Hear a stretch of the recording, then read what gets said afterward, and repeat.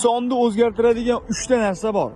Birinchisi, bu uni qaysi insonlar davrasida bo'ladigan suhbat. Ya'ni yaxshi insonlar davrasida bo'ladigan suhbat uni yaxshi tomonga, yomon insonlar davrasida bo'ladigan suhbat yomon tomonga o'zgartiradi. Bu fakt. Alkashlar bilan o'tirsa alkash bo'ladi, yaxshi insonlar bilan o'tirsa yaxshiligi yuqadi. Ikkinchisi, bu doimiy bilim olish, ya'ni ilm yo'lida bo'lish. Doimiy bilim olganda odam u xuddi bakni to'ldirgan benzindek to'lib boradi va bir kun kelib uni shaxsiyatini o'sishiga, o'zgarishiga sabab bo'ladi.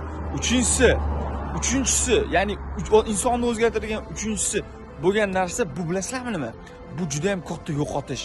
Ya'ni katta stress, katta muammo, katta qarz.